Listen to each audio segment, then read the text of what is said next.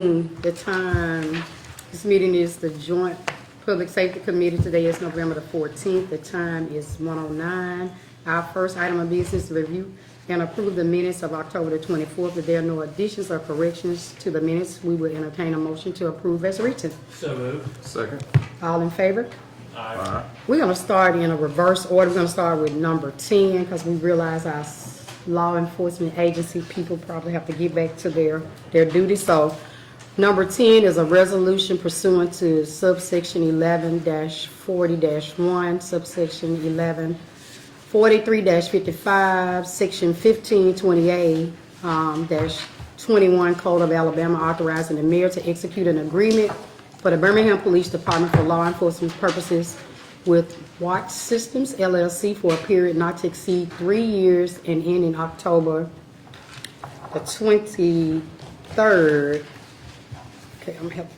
Watch Systems LLC will provide the city a subscription to Offender Watch mobile application and software services, including but not limited to providing user training, help desk support, software maintenance, continuous software upgrades as they are made available, and also provide an Offender Watch postcards notification. Service Watch, which sends postal notifications to a specified area surrounding the offender. The city authorized to expend an amount not to exceed $29,999.97 for the cost of goods and services. So this was submitted by Chief LaQuan Parham Mack, Birmingham Department of Police Department. So who is here to represent the item?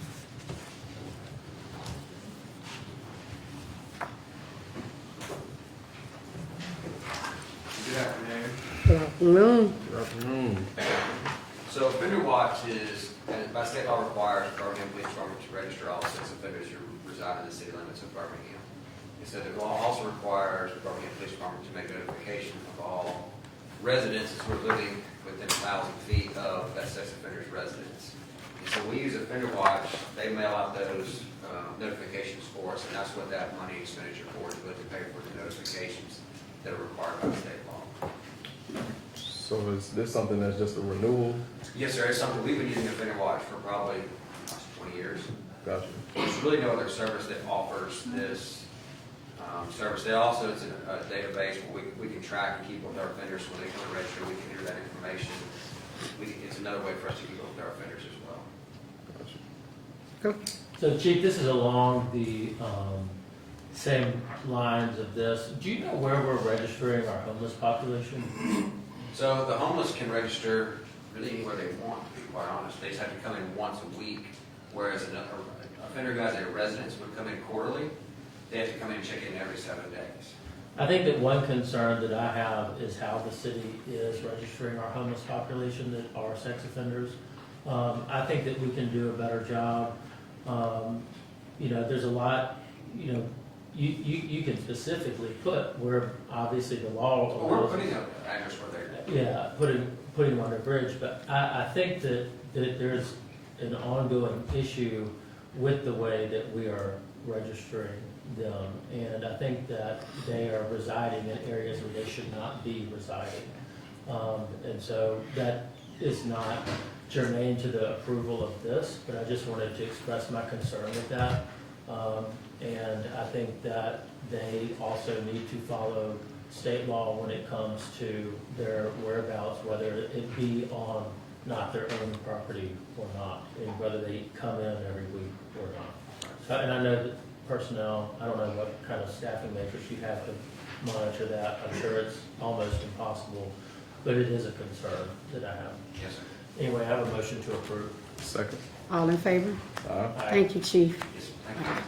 Next item is item number 9. It is an ordinance in accordance with the Act 1969-916 of the Acts of Alabama, authorizing the Chief of Police to execute NIBIN Enforcement Support System NESS agreement for a period not to exceed 3 years between the Bureau of Alcohol, Tobacco, Firearms, Explosive, ATF, and the City of Birmingham for the Police Department's BPD to establish and define the roles and the responsibilities of the parties that will result in ATF NESS installation, operation, and administration for the dissemination of crime gun data to enhance the efforts of law enforcement to integrate resources to reduce firearms violence, identify shooters and source of crime guns, and refer them for prosecution.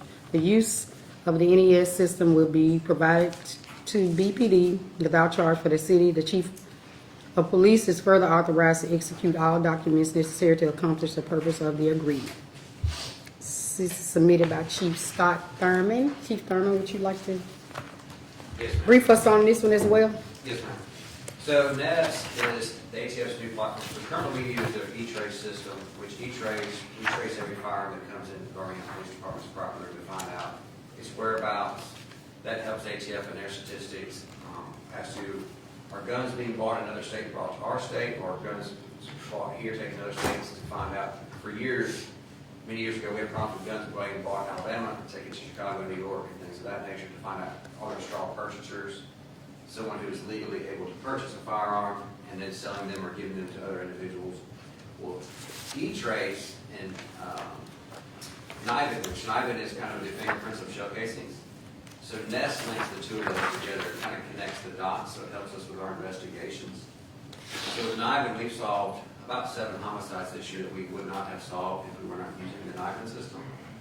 So this will just further connect the dots about who's in possession of firearms, showcasing the things that we're obtaining at crime scenes, and help us create criminal cases against those who are enacting violence amongst our community. So, There's no charge for this. so I'm just curious, are you able to know where guns are being bought and sold based on what, just the serial numbers of Yes, sir. those? So when the guns come into the country, if they're made in our country or made in another country, imported into the United States, they have to register those guns at ATF before they can be sold. Once they're sold, ATF keeps a record of what was sold to Counselor Moore's gun shop. Counselor Moore, Sean sold it to me, and then maybe there is or isn't a record if I sold it to someone or back to another gun shop, pawn shop. It just shows the succession of, it's kind of like the Carfax of firearms. Yes, sir. In a way. Like that. So this is Got it. 7, so the page is different. And sometimes it may just show the first time it was purchased, who that purchaser is, and may not show you.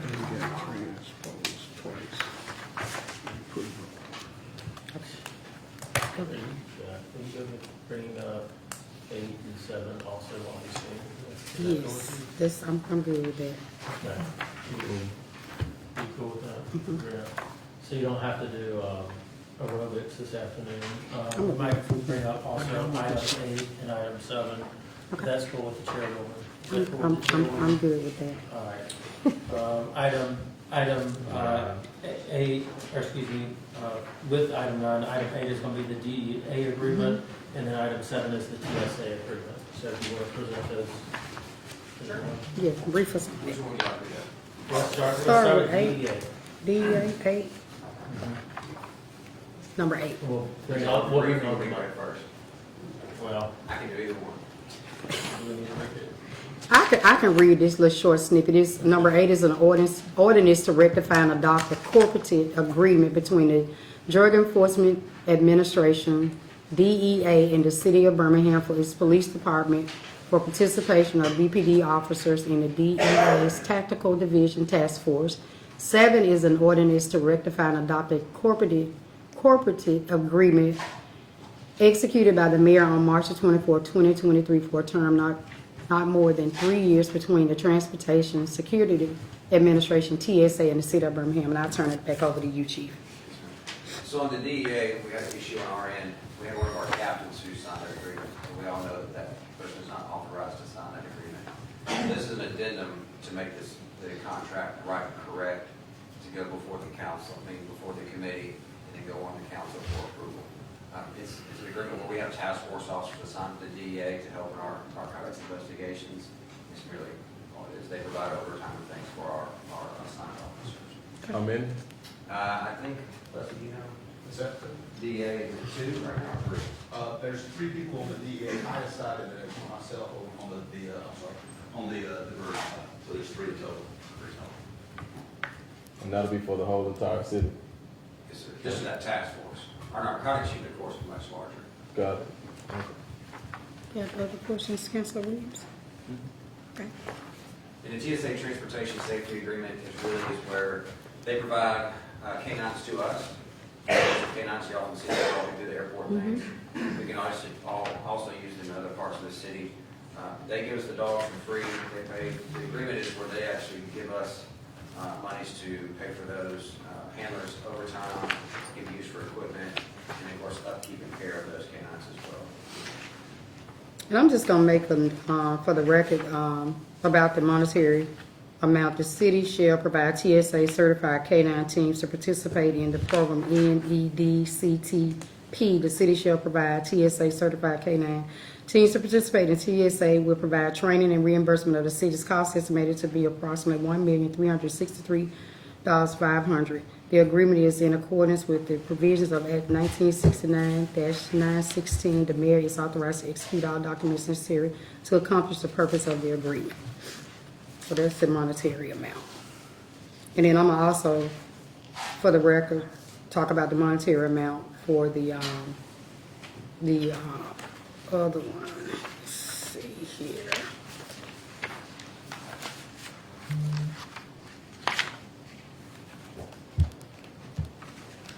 Okay, I'm gonna bypass on that one because I cannot find it at this moment, so we can talk about that during council meeting. All right, So- So, the 1.3 million, that's a reimbursement? Yes, sir. Okay, So we'll use it to purchase the vehicles they drive. got you. We'll use it, equipment for the dogs, be muzzles, other equipment, upkeep care. And then part of that agreement is oftentimes we'll send our dogs to, let's say, Tuscaloosa for our Alabama game, but then when we have Adams City Classic, those teams come here to assist us, who are part of this TSA program as well. So like when we had war games, that allowed us to bring a lot of other canine teams here with explosive dogs in the TSA agreement, because we're all part of that same group, and it wasn't any cost to Birmingham. And how many dogs or canine teams are we talking about? And How many do we have, Greg? No, we have 6. 6.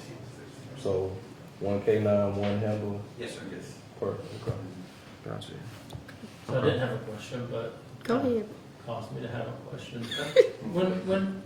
When you say we're purchasing the vehicles with that funding, how is that funding separated out and then getting into a capital, or we're purchasing those vehicles with that specific funding? So what we'll do is, at the beginning of a fiscal year, federal fiscal year, of course, they'll give us a section of a lump sum of money, over the entire money for the year.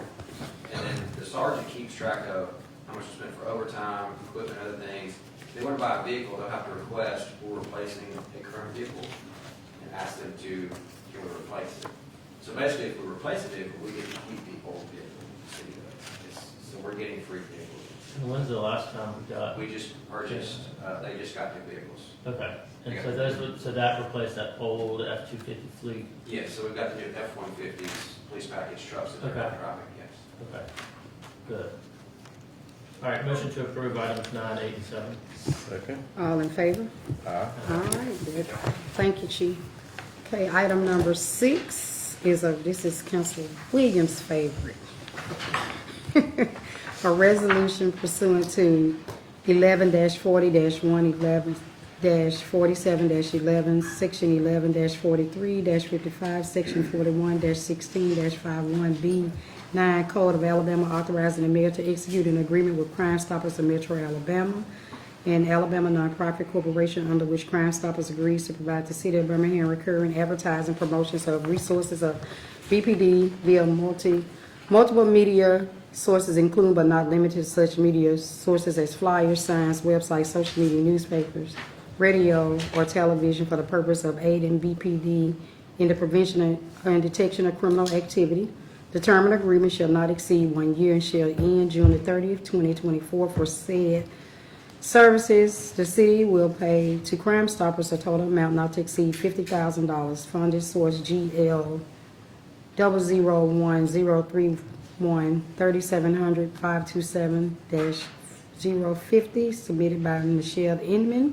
And I think we have the Crime Stoppers representatives here, so if you can come forward, state your name for the record, and tell us about item 6, please. I'm Frank Ashfield, chairman of Crime Stoppers of Metro Alabama. And of course, we advertise The wanted person is taken from the sheriff's website, which includes all the BBB and all that stuff there. And we collect tips through a 24-hour tip line. And each tipster is assigned a particular number. I always get this question. How do you go about getting the money to the people? So we assign them a particular number. They call in every week to find out if that tip that they provide us with bore fruit and qualifies for a reward. If it does, then we tell them the amount of the reward, and we tell them the location of a particular bank to go to. They pay for this particular number that we've assigned to them. They can have someone else do it, or they can do it. And they walk into the bank, or they can go out the drive-in, just provide this number, and they get cash. And that's the reason that people, they don't want to have to testify. They want to do the right thing and get these people off the street that are committing these crimes, but they don't want to be involved. And so that's the reason that we run somewhere around 200 felony arrests a year that clear about 350 felony cases a year. Yeah, I want to thank you guys for your work. I think that we all know, first of all, I know very few phone numbers by heart, and I know 254-7777 because everyone asks what they can do. And I said, well, step up and call the number. That's what you can do. It has involved me, and it doesn't have to involve PPD. It can involve State Anonymous. And so I seriously really know very few numbers by heart. So thank you all. I do have one question. Is the $50,000 the amount that you guys requested from the city of Birmingham this fiscal year? Okay. Okay, great. I have no questions. Motion to approve. Second. All in favor? Aye. That motion passes, and we thank you. All right, we are going to continue with the agenda. We're going to start with number 5, Honeycomb Hideout. Is the applicant present? Come state your name and address for the record. Michael Harris. Come up here.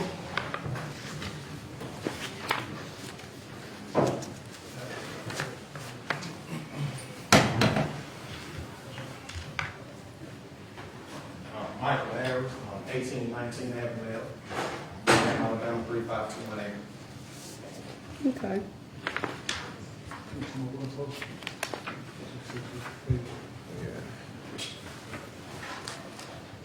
All right, Detective Langford, are there any incidents for this location?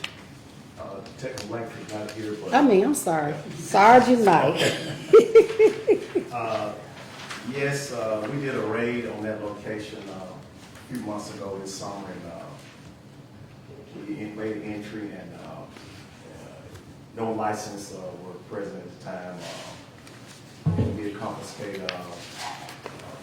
drugs, as well as made 2 arrests. It was 2 guys in the back room, they were locked in the room. We found them later while we were in there. It was marijuana and money in bags, so they were arrested. Found 1 firearm in there as well. No one had license. There was a female there at the time. It was the acting manager. Mr. Harris was not there, so she was cited for operating with no license. We had sent an undercover officer in probably an hour before we got there to buy liquor and sit around and let us know what was going on, and we made entry shortly after. So he had came, and he left in a leaving location before we got there. So he was not there doing the raid, and pretty much left the person that was in charge. She pretty much had to deal with everything, Mr. Harris submitted a background check as well. I met him a few weeks ago. Submitted a background check, had a lot of discrepancies on it. He has cleared up most of them except one. I had a domestic violence arrest with back in 2013. It's still showing an open case on disposition. Right now, that's the only thing on the background check that's holding. It's closed. Okay, you need to go to Jefferson County to give them, documentation showing the case is closed. Other than that, he's cleared everything up on his criminal history background. Okay. Ms. Brown, not Ms. Brown, Mr. Lowe, does the location meet zoning requirements? Location is zone CB3, which is a community business district, and they do meet zoning requirements. Okay. Ms. Brown, are the applicant in good standings with taxes and revenue? Yes, at this time we are. Okay. Okay, the applicant presented to the Ansley Neighborhood Association. They do not have a date on here, so that would have been the neighborhood meeting on,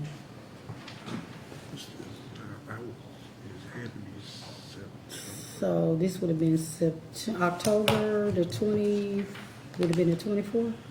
It's the last Tuesday. Last Tuesday. Let us get a date for you guys. Can I ask a quick question? Mhm, Madam Chair? I know you said that this space is zoned for this type of use. Is this a new business that's open? Is this a new business that they're opening up in this space or It's a new It's application. a new application, but it was existing. existing? Okay, It was already there. Is that what you're asking? got you. I'm sorry, because they're doing the liquor license. Bet. So, Sergeant Knight, so the information you just cited to us was under the old, was it an old location, and Mr. Harris was not in a part of that, Yes, correct? at the time it was, can't remember the name of it at that time, but it wasn't Honeycomb. I think it was called My Folks. My Folks, yes, at the time we got operated. Okay. So he presented to the Neighborhood Association on October the 24th. It was 13 in attendance, 2 opposed, and 11 support. So the neighborhood is in support of the applicant's application. Is anyone in the audience here to speak for or against this item? Okay. All right, what is the pleasure of the committee?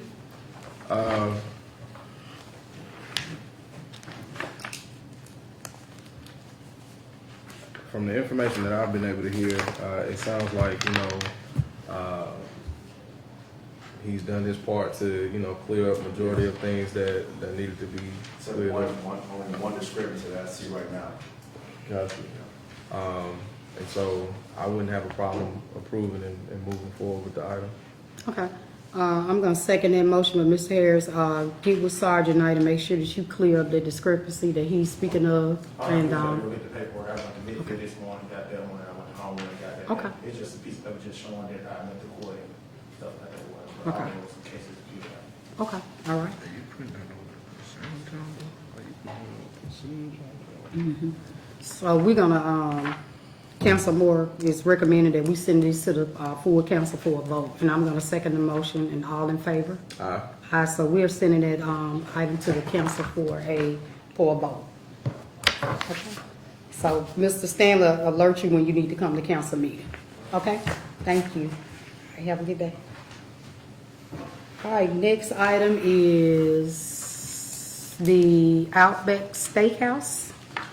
That's item number 4. Is the applicant present? Can you state your name and address for the record? Okay. I represent Outback. I represent the Outback Steak. Okay, can you give us the address of the location where the Outback is going to be? It is 245 20th Street South, Birmingham, Alabama. Okay. All right, this is a new application for a restaurant that's gonna open at 245 20th Street South. So the applicant met with the 5 Points Neighborhood Association on October the 17th. 9 was in attendance. Everybody wholeheartedly support this Outback Steakhouse coming to 5 Points. That is wonderful. So excited. Yes.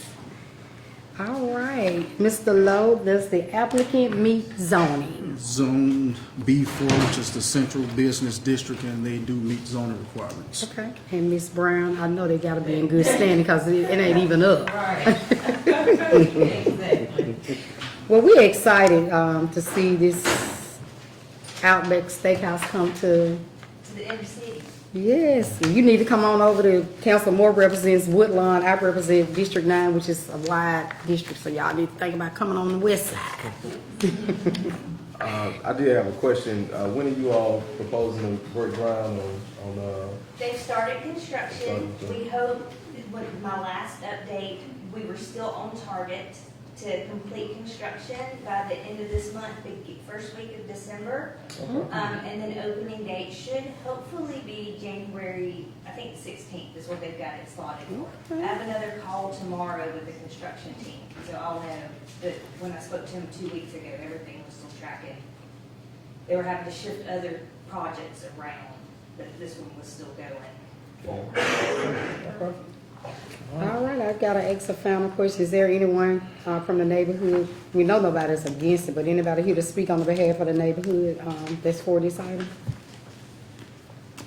Okay. All right, I move for approval.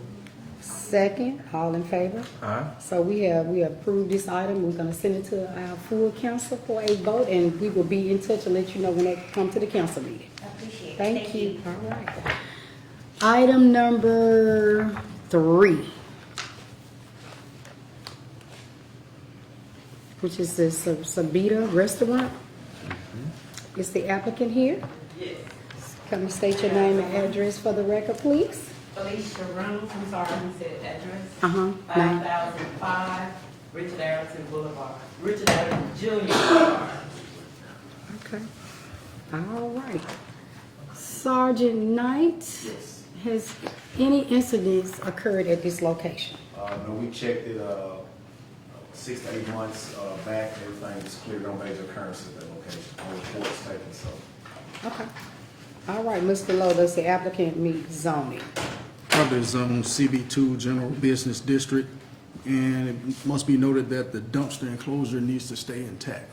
Otherwise, it does meet zoning requirements. Yes, we did, and I want to speak on that. We were having an issue with Republican, the dumpster people, actually placing the dumpster, breaking it, so they are working with us and making sure that the driver do not have us keep paying our money to get it. Yes, So ma'am. I apologize for that. No problem. All right, Ms. Brown, does the applicant meet in good standing with taxes and revenue? Yes, the applicant is in good standing. Okay. And this is the applicant is, they already currently open, so they are applying for a restaurant retail liquor license. Liquor. So they met with the Woodlawn Neighborhood Association on October the 9th, and 8 were in attendance, 8 supported. So the Woodlawn Neighborhood Association is in full support of this application. And I gotta ask, is anybody here to speak against for this item? Because we know that the neighborhood is for the item. So not seeing anyone, you have questions for the applicant, Mr. Moore? Not at all. I move for approval. All right, I second, all in favor? Aye. All right, Ms. Reynolds, we're gonna send this item to the full council for a vote, and Craig will be in touch with you and let you know when you need to come to the council meeting. Awesome, thank you. Thank you. Appreciate you. All right, have a good one. Item number 2 is the Bush Boulevard Sit-Go. Is the applicant here? Can you state your name and address for the record, please? 2512 Bush Boulevard. Come forward, ma'am. State your name again. I'm Wood. Okay. The address is 2512 Bush Boulevard. Okay. And this is a application for beer off premises and wine off premises. Okay. Sergeant Knight, is any incidents at this location? I know it is, I had to check the fights, go back 6 months, no major criminal activity at that location. Okay. Mr. Lowe, is the applicant in, does the applicant meet zoning? Property zone C2 General Commercial District, and they do meet zoning requirements. Okay. And Ms. Brown, are they in good standing with taxes and revenue? Yes, they are. Okay, perfect, good. So the applicant presented to the Bush Hill Neighborhood Association on 10/24. 40 were in attendance, 34 was in full support of this application, and the neighborhood president is Ms. Walladine Streeter. Is anyone here to speak against this item from Bush Hill Neighborhood? Not seeing none. You have any questions for the applicant? No, ma'am. Move for approval. Second, all in favor? So, aye. All right, that item passes at the council, and we send it to the council for a vote, and we will be in touch with you about council meeting. Thank you. Item number 1, final item is the Vapor Wave. Are you back again? State your name and address for the record. Robert Bagwell, 620 27th Street south. All right, Mr. Bagwell. So Mr. Bagwell is here. They went from a private club, they just changed it back to just a regular club. Just a class one. Just a class 1 lounge retail liquor license. They presented to the Southside neighborhood on October the 19th. 2 were in attendance to support it. And Sergeant Knight, are there any incidents at this location? No criminal activities reported. Mr. Lowe, does the applicant meet zoning? Zone B3, Community Business District, they meet all requirements. All right, and finally, Ms. Brown is the applicant in good standings with his taxes and revenue. Seeing that the neighborhood president is here, we will turn the floor over to you for your support. I'm Paul Godby, President of the Southside Neighborhood Association. And as stated, this is a reapplication from a previous club liquor license to a retail liquor license. They had to reapply based on your recommendation over as a new applicant. They came October 19th to the meeting, everything went okay. It was approved, there's no opposition. Okay, all right. Councilor Moore, you have any questions for the applicant? No question. Move for approval. I second the motion. All in favor? Aye. Aye, so we are sending that item to the full council for a vote, and Mr. Stanley will be in touch and let you know when it comes to council meeting. Thank you. All right, Councilor Moore, take us out of here. Move to adjourn. Second. All in favor? That concludes the meeting for today. Thank y'all. Appreciate y'all. Leave this. Yeah. Greg, you did